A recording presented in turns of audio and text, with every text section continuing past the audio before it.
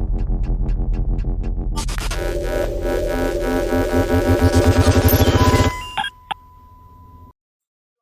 شباب، دي الورشة التانية من المحاضرة الأولى هنكملها على طول.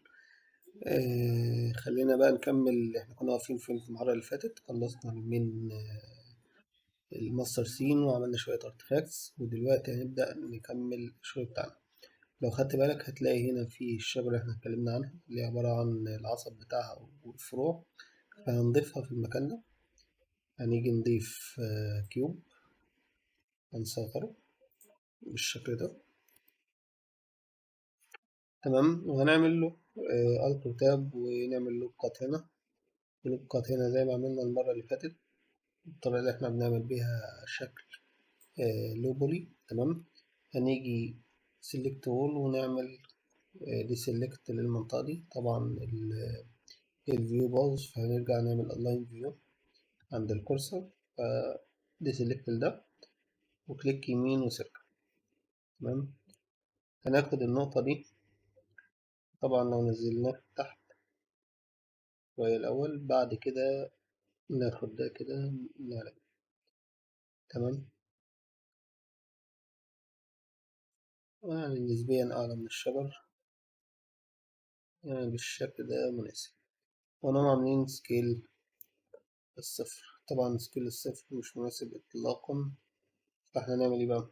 يعني عاملين كده لوك كات، نقوم داخلين هنا سيلكت ده بروبورشنال إيديتنج، احنا نفعله ونعمل سكيل ده ونكبر دي شوية وشيفت زد بالشكل اللي انت شايفه ده. تمام، فاحنا هنحتاج نغير دي شوية، نعمل سكيل داون وشيفت زد. مش أحسن حاجة، خلينا نعكسها، ناخد دي سكيل شيفت زد بالشكل ده. تمام، هي طبعا كبرتش ما صغرتش، فهنسكرها تاني صفر بالشكل ده. وهنيجي بقى نعمل الأعصاب الفروع.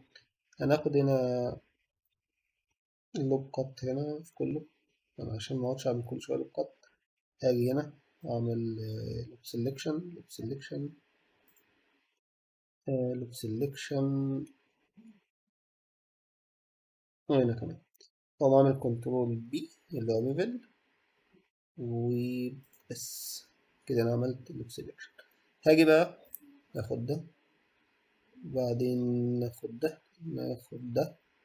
هنختار بقى بشكل عشوائي كده كذا منطقة ونعمل لها سيلكشن عشان هي دي اللي هنعمل لها اكسترود. تمام،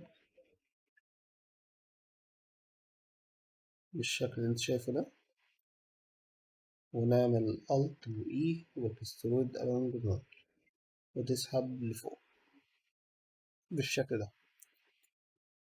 متهيألي نعمل نرجع تاني ونسحب أكتر شوية بالشكل ده، ونيجي هنا نعمل سكيل داون، عايزين نصغرها للصفر، بس هنيجي هنا الأول ايه نقول individual origins ونعمل سكيل داون بالشكل ده للصفر. تمام، ونقوم واخدين دول موف في اتجاه زي ونرفعهم شوية كده. احنا عملنا الجزئية دي. طبعا هي مش شبهها، فانت هتحتاج بقى تعمل راندوم شوية، ان احنا مثلا نيجي ده ونقف دي كده شوية، نعمل دي كده شوية، دي ندخلها لبره، دي نجيبها كده، دي مش محتاجة، دي كده، مع الاعتماد إن أنت بتحاول تخلي الشكل يكون مدي على مثلث شوية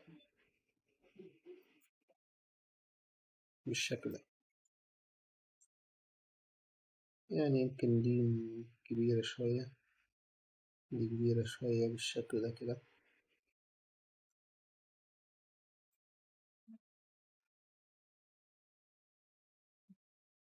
كده مثلا.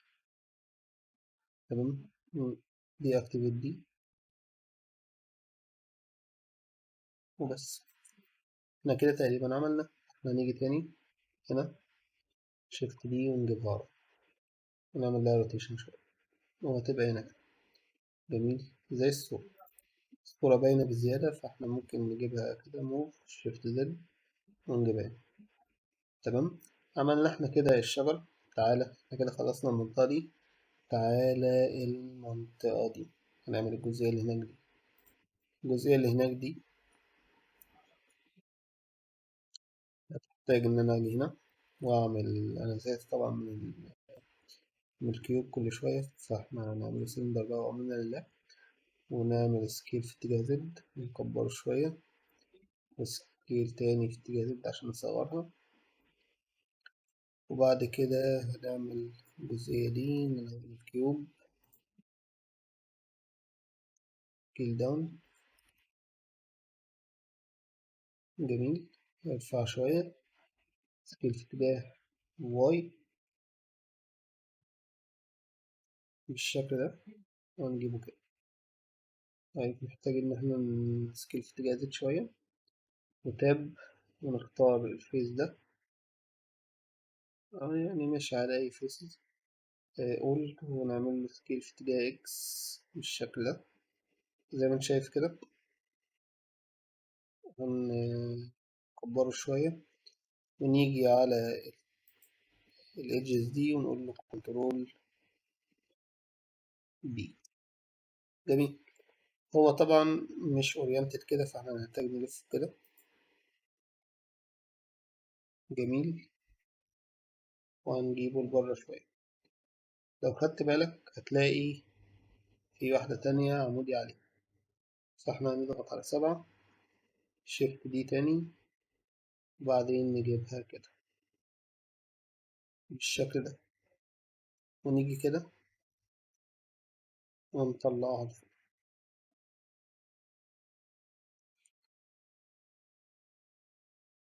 بالشكل ده. جميل. عملنا احنا الجزء ده. محتاجين نعمل ايه تاني؟ محتاجين نعمل الزرع الصغير ده.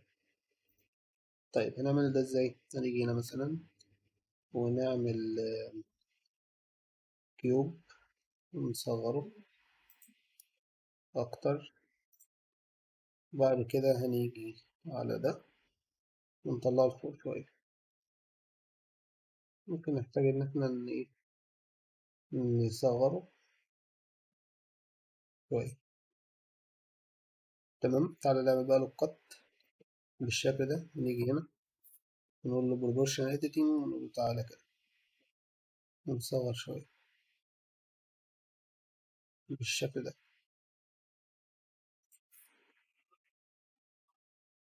تمام. هنيجي عند المنطقة ديت ونقوم ضايفين اكستشير، وبرضه نصغره بالشكل ده، ونقوم واخدين ده كده، شيفت دي، روتيت، روتيت individual، عايزين باوندينج، بعدين روتيت كده، ونجيبه هنا شوية كده. تمام. هنعمل ده كده، وبعد كده نقوم قايلين له كنترول جي عشان يبقى قطعة واحدة، أو بلاش كنترول جي، وهاته في المنطقة دي، وهاته هنا كده بشكل عشوائي شوية، وروتيشن، ويبقى احنا كده عملنا دي. هي طبعا مش زيها، ده عامل زي الفلتر، أنا عملت زي الفلتر. نيجي نعمل النقطة اللي بعد كده، نيجي هنا ونقول له تعالى نعمل ده. نعمل ازاي؟ هنضيف بلين، ونصغر وبعدين نلف حوالين اكس كامبر، نطلعه لفوق شوية. جميل. ده البلين. تعال نصغره أكتر، وأبلاي ترانسفورميشن، وتعال نعمل له ست ريجن تاني للجيومتري، وهنيجي كده على دي ونطلعها لفوق شوية بالشكل ده. جميل. عاملين إنهم عاملين كذا لوك بالشكل ده، ونيجي هنا ونأبلاي بروبوشنال إيديتنج، وبعدين نصغر بالشكل ده.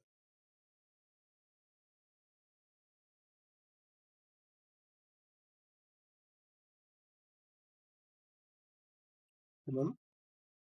ماشي. تعالى نعمل فيو تاني بالشكل ده. أنا دلوقتي سيلكتد لسه الخط ده، فهاجي أمشي في اتجاه واي، وعشان البروبورشن إيديتنج هيبقى بالشكل ده كده. تمام. جميل. هاجي هنا بقى كده وأقوم داخل شيفت دي وروتيشن، مش عايزين بروبورشنال، هيبقى كده سكيل في اتجاه اكس مثلا، سكيل في اتجاه واي، أو اكس مرتين، مفيش اكس مرتين، طب شيفت دي كمان ونيجي كده شيفت دي تاني بالشكل ده. بعد كده شيفت دي تالت ونجيبه هنا كده، شيفت دي رابع نكبره شوية،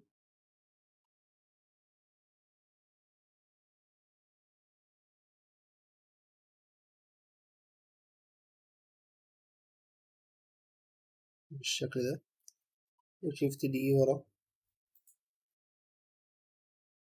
بالشكل ده. طبعا ده كده كله أصلا قطعة واحدة، فاحنا هنصغره بالشكل ده. ونبقى احنا سمعنا عملنا ايه؟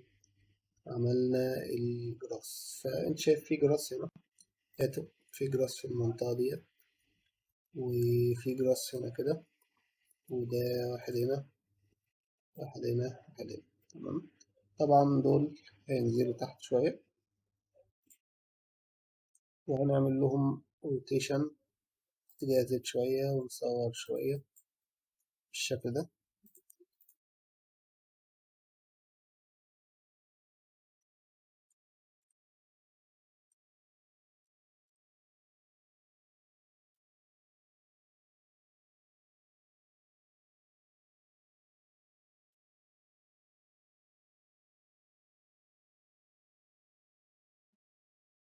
بالشكل ده نفس الكلام هنعمله هنا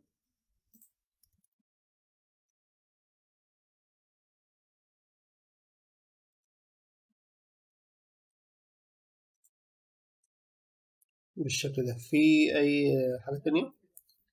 أنا شايف هنا تمام، هنا تمام. في مثلا ممكن نحط واحدة هنا، واحدة ورا.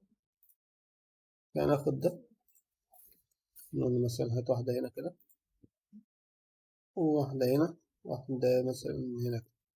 طبعا ده نعمل له روتيشن، نصغر شوية، ده روتيشن كده ونصغر شوية، وده سي. بس يبقى احنا كده عملنا الارتفاكتس اللي هنا وهنا، وعملنا هنا، وعملنا هنا. فاضل تلات حاجات.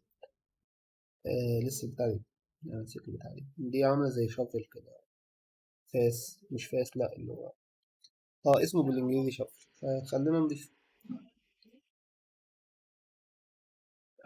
هو فين بالظبط؟ هو هنا، تمام، هنا كده.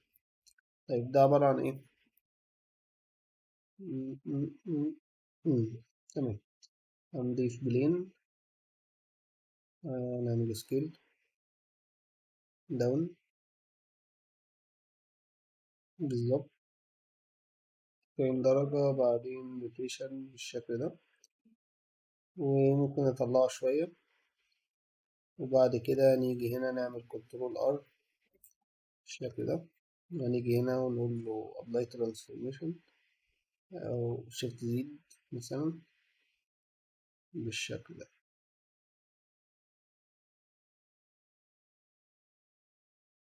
جميل جميل.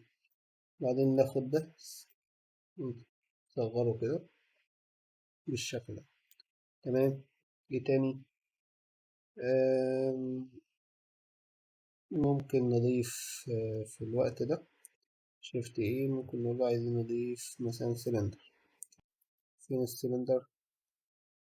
وندر ده كبير، نصغره شوية.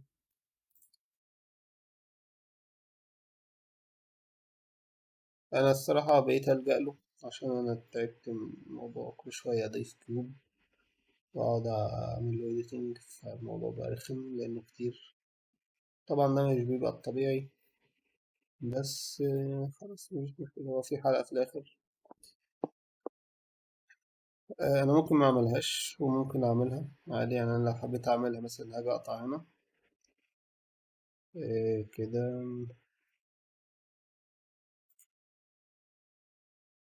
مثلا، وأقوم جاي ده أعمل إنزرت، وأعمل أي تاني بحيث يعمل اتنين، وأعمل له اكسترود بالشكل ده. تمام. ممكن ننزل تحت شوية ونبعدهم عن بعض.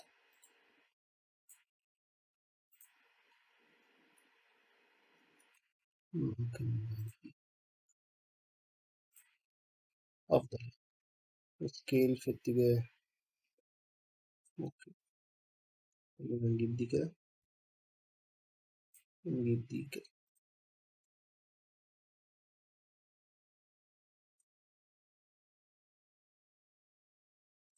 الموضوع مش لطيف الصراحة، الواحد مش عايز يعمله، بس مش مشكلة يعني. بس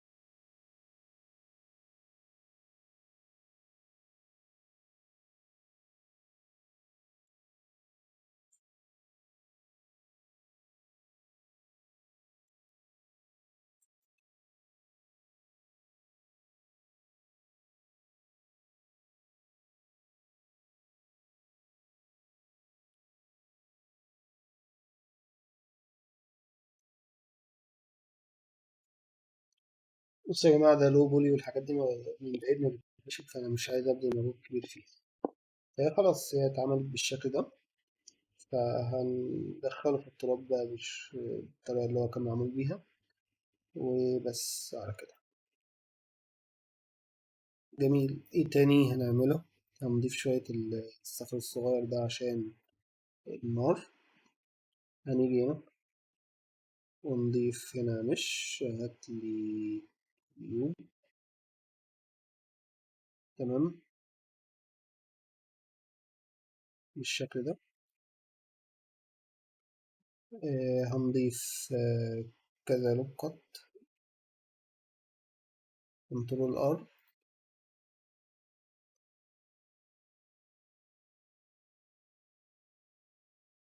جميل. وهنقوم عاملين بليس، ونقول له هات سكتشر 2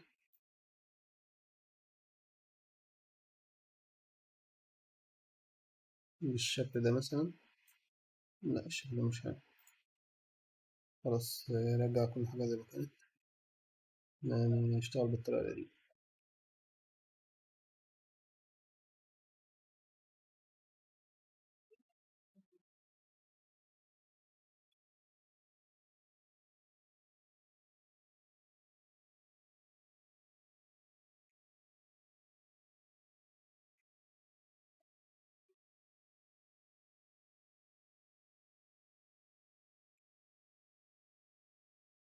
بس هو أنا أجيبها كده ويبقى دي صخرة.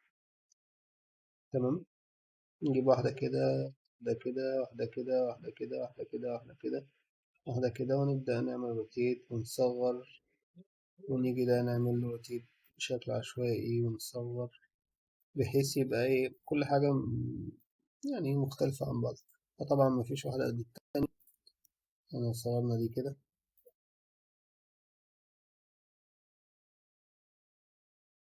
كده مثلا كبر شوية، ندي كده. يعني الموضوع بقى يمكن ايه مفهوم شوية. تمام.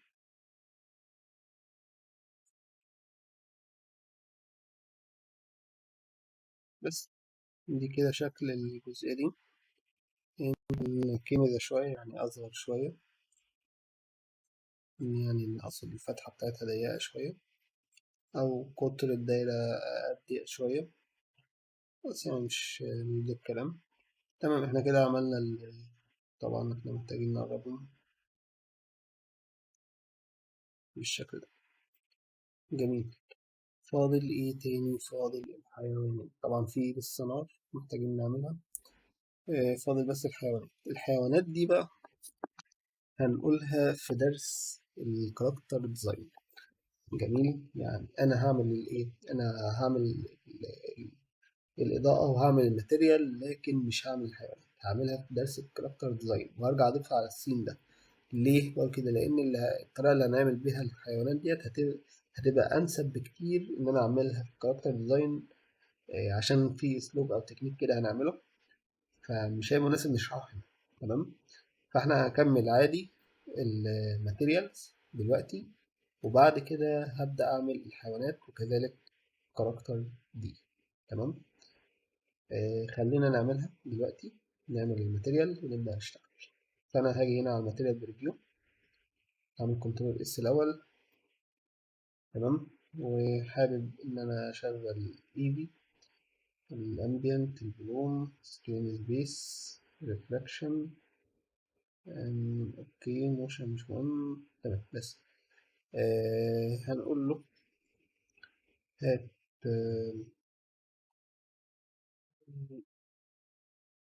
ماشي، مش ممكن هنجرب كده ايفي ونشوف هيمشي معانا. هنجيب environment catcher اللي هي ال HDRI، نيجي نقول له indoor، أو خلينا في الأول دور. نقول له مثلا سين زي ده، هنا ده ترند فيو.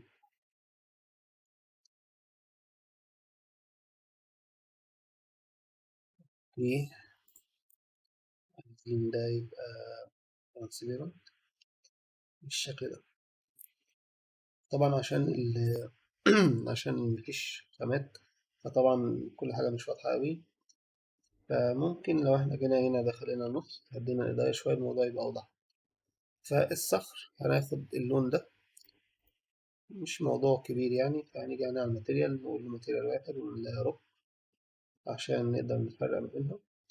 طبعا اللي هو مكتوب عربي، فخلينا نيجي هنا رب. يعني رب، صح كده. خلاص، آسف. الحمد لله. الروك دايما بيبقى مايل للأصفر، فأنا عشان أجيب الألوان ديت هفتح المتصفح وأقوم ساحب الصورة دي على الجوجل كروم هنا كده. وأنا أوريدي معايا أدون هنا بقدر أجيب بيه الألوان. يعني باجي بضغط على الكالر بيكر وبضغط في المنطقة دي،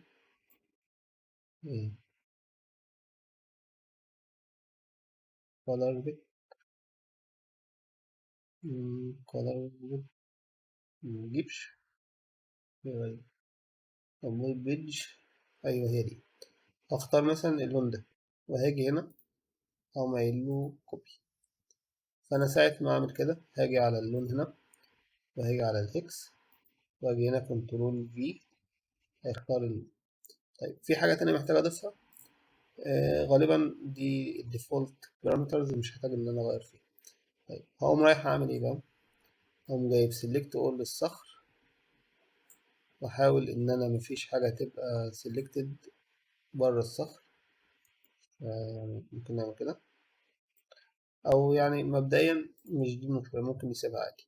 وهنختار ده يكون آخر واحد، بعدين كنترول ال ولينك ماتيريال. لازم ده يكون آخر واحد اللي عليه الماتيريال.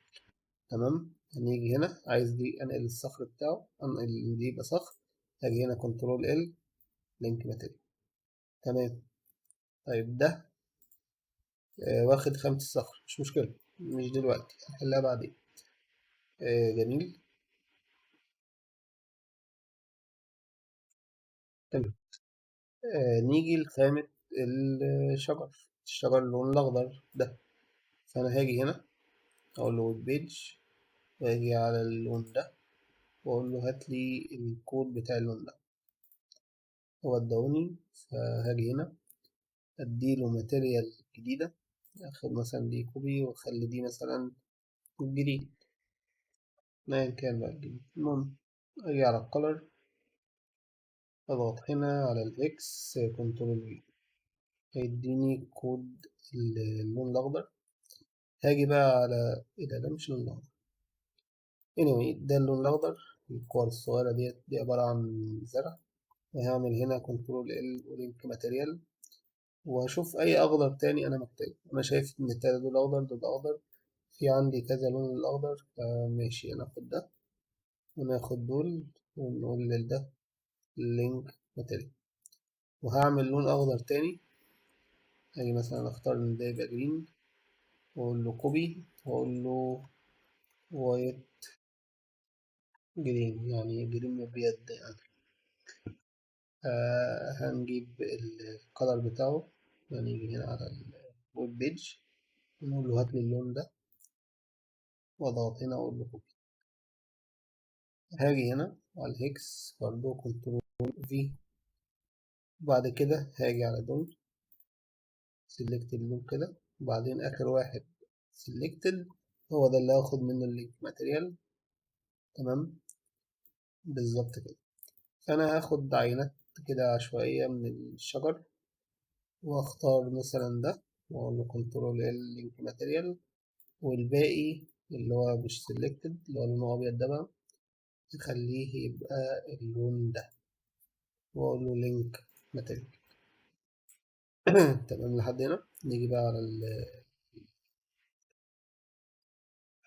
الخشب، نيجي على اللون اللي انت شايفه هنا ده، وهاجي على الخشب اللي انت شايفه هنا اللي هو سيلكتد دلوقتي ده، واقول له مثلا دي ماتيريال ونخليها وود، وندي الهكس اللي هو الكود بتاع اللون الخشب هو الكوبي لسه اللون الأخضر، فأنا هنا ما خدتوش كوبي، هنا أخد كوبي وأرجع تاني على الهكس كنترول في. بعد كده هاجي على الشجر، واحنا عندنا الشجر دي نفس الكلام، دي تعتبر نفس الكلام، فهدي وهدي وهات كل الشجر اللي هنا وهات دي، هي دي ساقطة زي ماشي. بعدين هنعمل سيلكشن لدي ونقوم نعمل كنترول ال ماتيريال، دي ساقطة بشكل غريب شوية، نرفعها حبة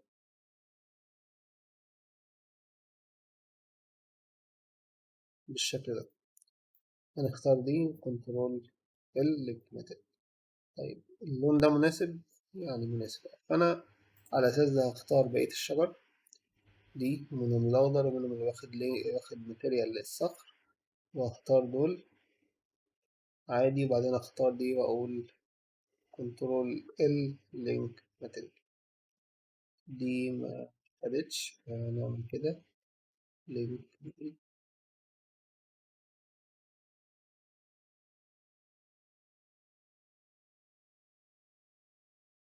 قيمة دي وود خلاص. تمام. بالنسبة لدي لو خدت بالك أنا عندي دي خشب، فأنا هعمل سيلكشن للمنطقة اللي هتبقى خشب، يعني هاخد دي كده، أنا عارف إن المقبض ده كله خشب، فأجي كنترول بلس،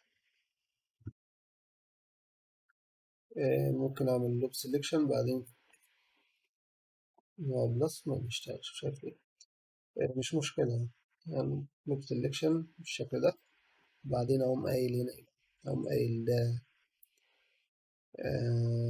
دي اتنين، أختار اللي تحت وأقوم قايل له أساين، وأقوم أختار وود، في الحالة ديت اللي تحت تبقى هي دي.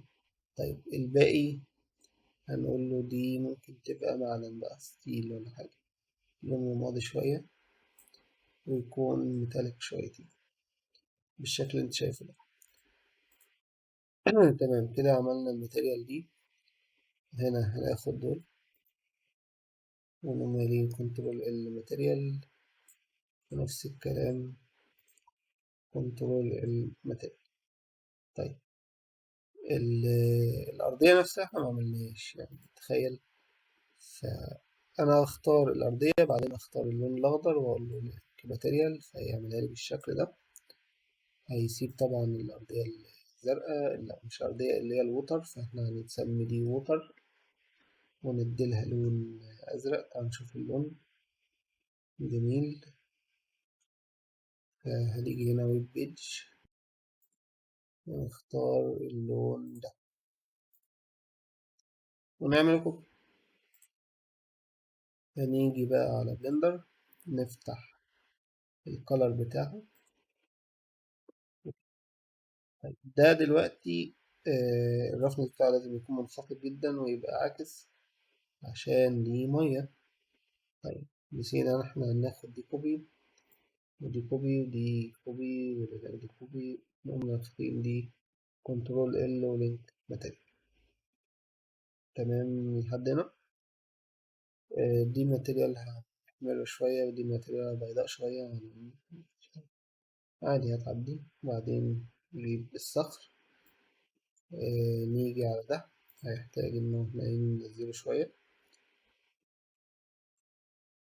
وده ينزل شويتين بالشكل ده، وده ياخد ماتيريال هنا لونها أصفر شوية دي، وهناخدها كوبي ونقوم مدينه ماتيريال نقول له ده تنت، ونديلها الكولر بتاعها، وناخد ديت كنترول اللينك ماتيريال. طبعا ده صفر، هياخد نفس الماتيريال بتاعة الصخر. تمام. الشغل ده هيبقى الماتيريال بتاعته خشب وود يعني، ما عدا الجزء ده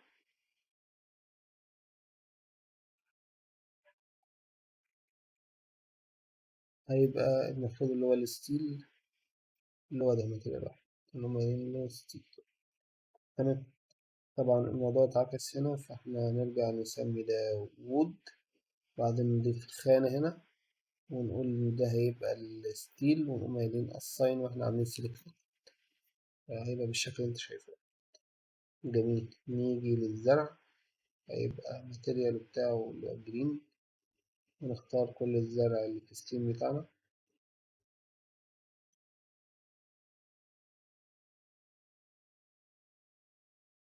هتشيل بعدين نختار ده اللينك ماتيريال. طبعا ده لسه محتاج يبقى جرين.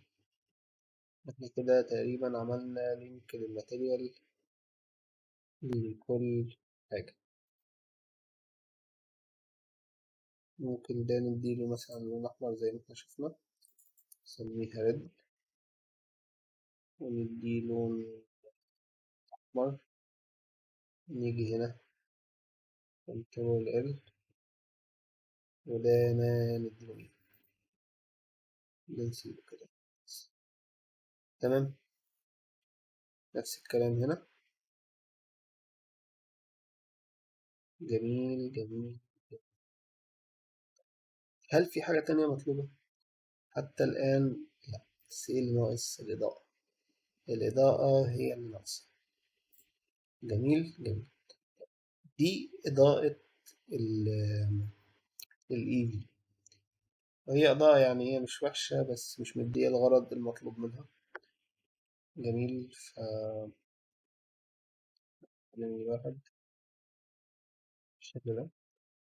لا دي مش إضاءة مطلوبة، فخلينا نقلب بقى السايكل.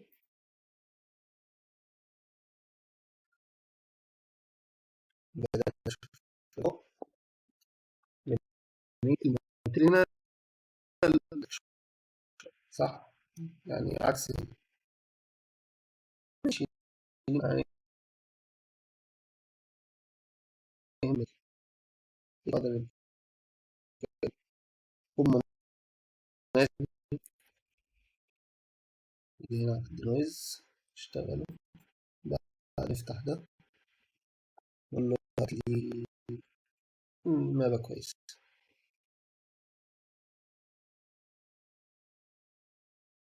يكون فيها عدل كويس، يكون فيها إضاءة مناسبة.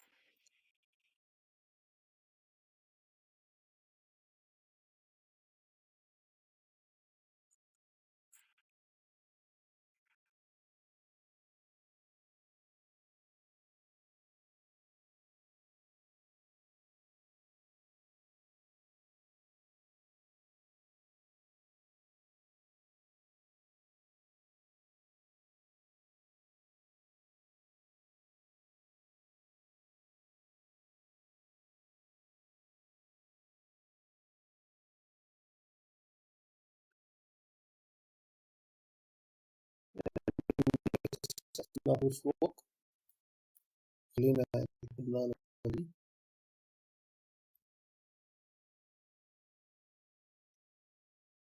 شوف الأوتوم بارك كده بيدي زيادة.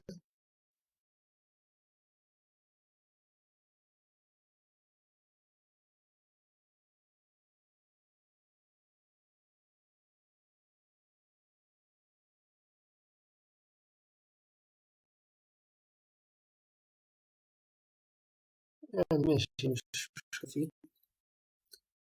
نجي نفتح كده إشارة الجروب ونفتح الروبوت هنا كنترول تي عشان لو انت مرة ضغطت كنترول ليه؟ لازم الأدون نود رينجلر اللي هي تحت، ودي لازم تفعلها. بعد ما تفعلها هتيجي هنا تضغط كنترول تلاقي المبتين دول ظهروا. طب المبتين دول إن أنت تقدر تعمل ميشن لسين ال HDMI من هنا. من كده مش أنا مثلا أزيد وأعمل روتيشن هتلاقي الإضاءة بتحدث معايا. أقدر ألعب في الإضاءة أغير اتجاه الضوء. شايف طبعا احنا محتاج ننزل شوية بعيد.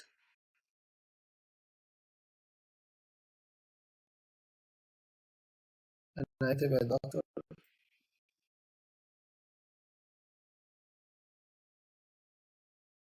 دي كده شوية. أيوة كده حاجة زي كده.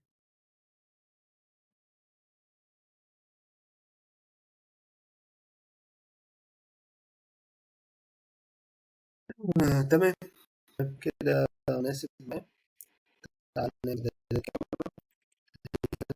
ونضيف فيهم الكاميرا وهلغي بقى الريندر فيو وأجي أضغط في المنطقة دي زيرو هيقوم جايب لي الكاميرا. أجي هنا في الفيو أعمل كده وأشوف مقاس الكاميرا 1080 1920 في 1080. جميل. أعمل بقى سكيل. بص أنا لما ضغطت على النقطتين دول خلوني أقدر أدخل جوه الإعدادات بتاعت الكاميرا، لكن لو عملت أن تشيك هاجي هلاقي ما أقدرش أعمل. فأنا هعمل كده أكبر بس دي شوية.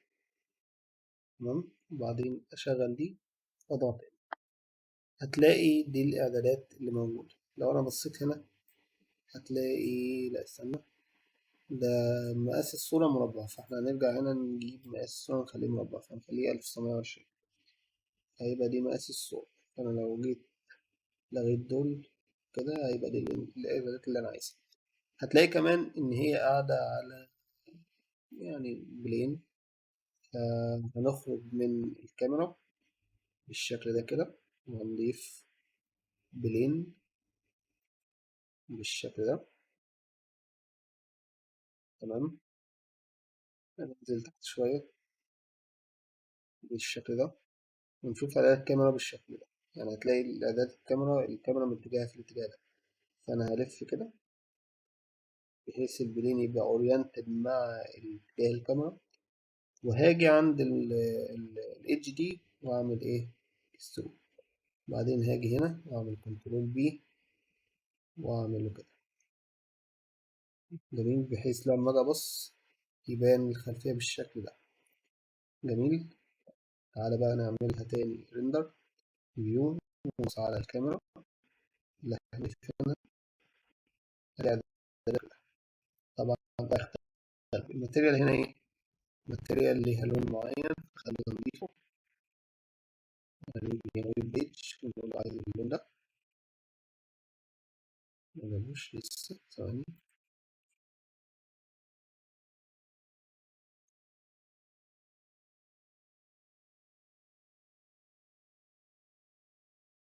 بيحاول يهنج باين معرفش بس خلاص مش مشكلة. لون بس تمام. هندي صعب شوية وندي على الذهبي مثلا. ده إيه، أنا فاتح الكاميرا الفوكس 55. أنا لو بصيت هنا هتلاقي الفوكال لينس هنا كبير، يعني ممكن تقفل، ممكن 300 كبر. هي عمل ديت بتاعت الزوم. المفروض بقى اللي هو اللون اللي هو خريط هنا، أو الوات للون ده، ومعادش عايز يجيب اللون ده. خلاص هنختار بقى لون عندنا على الأحمر، وتاني خالص شوية. بعد مش ناقص بقى نخفي دي عشان أي زوم أبقى أبوظ الدنيا. أنا دلوقتي محتاج أشوف إيه ده جاي بسبب الإضاءة جاية كده. أنا هحتاج أراجع ده وأشوف. خلينا نلعب ست كام بالشكل ده، وأتأكد إن النقط من الفريم، وأقول مثلا يتقلم من بره الفريم، وهرجع يعني إدت وهاجي هنا. لو أنا أخفي أنا هرتاح هنا شيفت زد أكبره بقى شوية. تمام. وأرجع تاني هنا وأقفل تاني. بص الاتنين كده بأقرب ما يكون السن اللي احنا شايفينه، طبعا مع اختلاف الألوان. كل ده بسبب ال HDI، بس الصدى كده مناسب. آه، عندي اقتراح، مش اقتراح، عايز أخلي الإضاءة اللي هنا تبقى اللي هي بلورد شوية. يعني عايز نشوف المية اللي بتطلع مش فيها مشكلة، مش لميع بيقولوا. بس طيب بس في الترانسميشن، الترانسميشن بالشكل ده.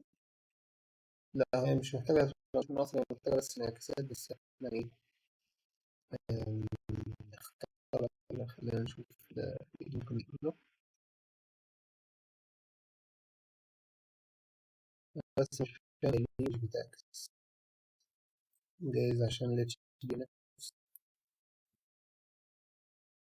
أو جايز عشان مفيهاش بوليجون معياري.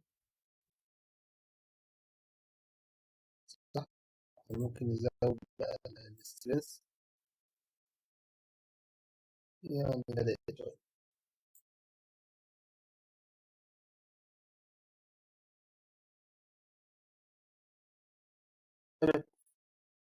ده كان البروجكت بتاعنا.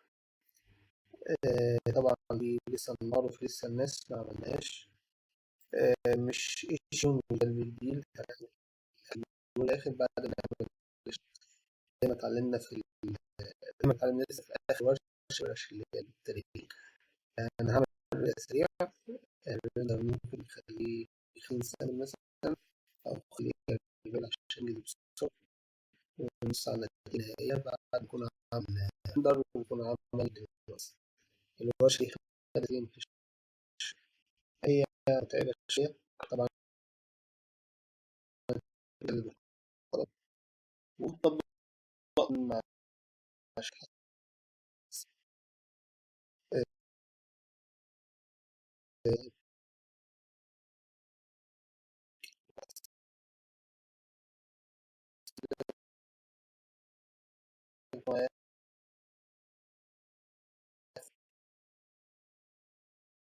ينفع